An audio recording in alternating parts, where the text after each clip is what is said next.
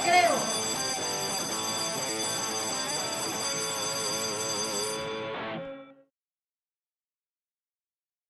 Muy buenos días, chicos y chicas, bienvenidos a su canal de YouTube Se Acabó el Recreo.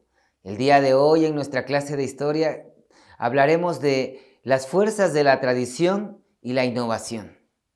La historia de México, como la de toda sociedad humana, es el resultado de una complejísima interacción entre la tradición y la innovación. En diversos momentos de nuestro pasado hubo grupos que intentaron cambiar el orden existente en los ámbitos político, social, cultural y económico. Y también hubo otros que se opusieron a estas transformaciones por defender sus tradiciones.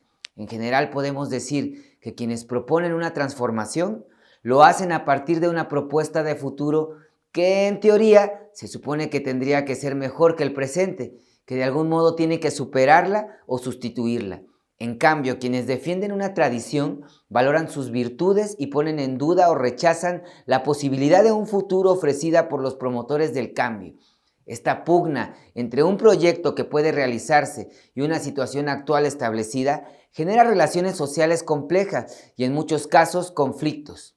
A veces, los procesos de cambio logran vencer el orden establecido y modificar muchas de sus tradiciones y costumbres. Entonces se genera un nuevo orden. ¿Y qué sucede cuando ocurre este nuevo orden? El proyecto comienza a realizarse y podemos saber si es viable o si tiene consecuencias negativas. Analicemos un ejemplo. En 1992, el gobierno del presidente Carlos Salinas de Gortari impulsó reformas a la Constitución de 1917 para permitir que las comunidades campesinas vendieran sus propiedades colectivas o dividirlas entre sus integrantes. ¡Error! 2 años después, en 1994, con el inicio del Tratado de Libre Comercio de América del Norte, se permitió que el gobierno importara alimentos, lo que obligó a campesinos mexicanos a competir con los productores de Estados Unidos y Canadá, que por supuesto tienen tecnologías más avanzadas. Según el gobierno de Carlos Salinas de Gortari, estos cambios servirían para que el campo progresara, pues las tierras serían compradas por particulares con mayor capacidad productiva, favoreciendo que los campesinos vendieran sus terrenos y emigraran a trabajos mejor pagados en el campo y en la ciudad. Sin embargo, este futuro activo nunca se materializó. Muchos campesinos en primera no quisieron vender sus tierras, pero sí fueron obligados a dejar de producir maíz y otros productos para que no se afectaran las importaciones. Aunque a diferencia de algunas regiones surgieron empresas agrícolas eficientes y productivas, un gran sector de la población mexicana se empobreció.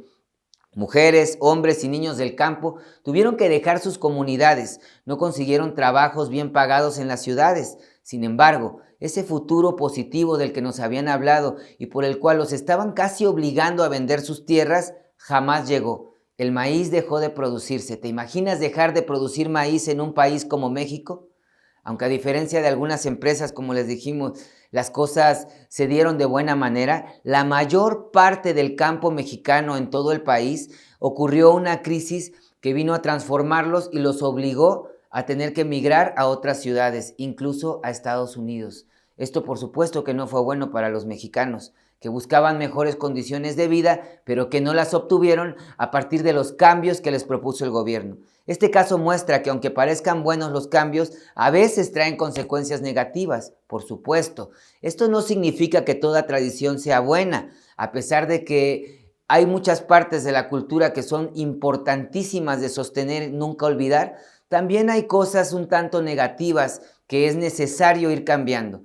Es el caso de las mujeres que desde su lucha han logrado romper con tradiciones discriminatorias que les negaban infinidad de derechos básicos, como por ejemplo el cambio que se genera cuando se les da el acceso al voto y a ser elegidas en cargos públicos, el reconocimiento de su igualdad legal con los hombres, que puede estudiar y trabajar y que reconozcan sus derechos reproductivos, es decir, cuántos hijos quieren tener y cuándo evitar embarazos no deseados. Como ves, las fuerzas de la tradición y de la innovación están en constante oposición y balance. Para poder decir qué aspectos actuales deben transformarse y qué tipos de cambios se deben hacer, hay que tomar en cuenta la opinión de los expertos y políticos, cierto, pero también de los grupos sociales y las comunidades afectadas por los cambios.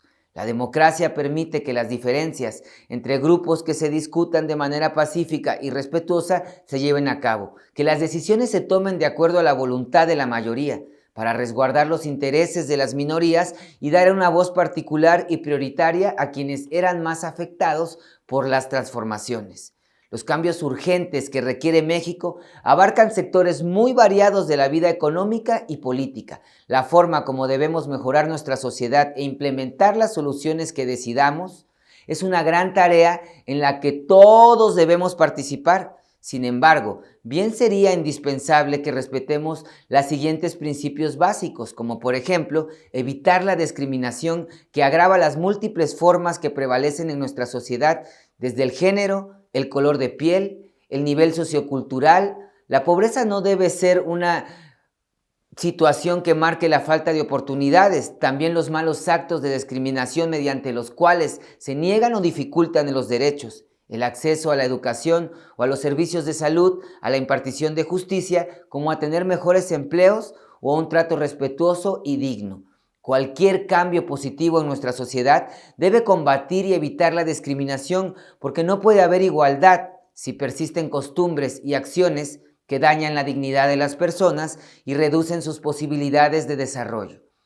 La mejor manera de combatir la discriminación es asegurarse de que las instituciones públicas practiquen la inclusión y que se vigile que las organizaciones privadas, las empresas o los medios de comunicación promuevan ideas que garanticen que todas las personas, sin importar sus diferencias particulares, puedan ejercer sus derechos.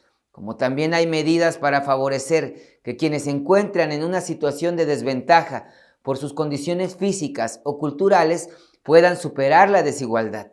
En principio, debe basarse en la equidad, pues de esta forma se reconoce la existencia de diferencias entre nosotros que requieren tratos distintos. Así el ejemplo, reconocer y respetar que la maternidad no implica la pérdida de derechos o que las personas hablantes de lenguas indígenas que aprenden español como un segundo idioma tienen que abandonar sus tradiciones y que merecen el mismo trato que cualquier otro ciudadano mexicano.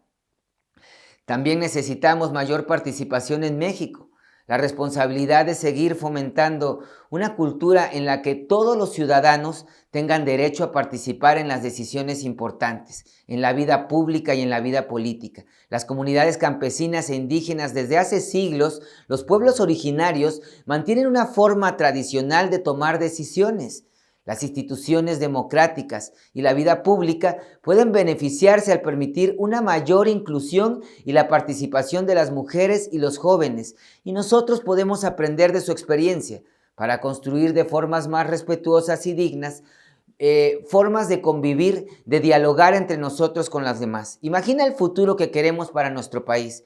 Imaginarlo es una tarea colectiva. Debemos encontrar las soluciones a los grandes retos. La desigualdad es una de ellas. Las decisiones que tomamos hoy nos afectarán a todos, incluso las acciones futuras. Así que no lo olvides, el futuro está en tus manos. Con todas las acciones que te hemos propuesto y que tú puedes analizar, puedes ir formando tu criterio, como hemos mencionado en otras ocasiones, y con esto tendrás acceso a un mejor futuro. Muchas gracias por la tarde de hoy. Esta fue nuestra sesión de la clase de historia. Se acabó el recreo. Nos vemos en la próxima entrega y muchas gracias.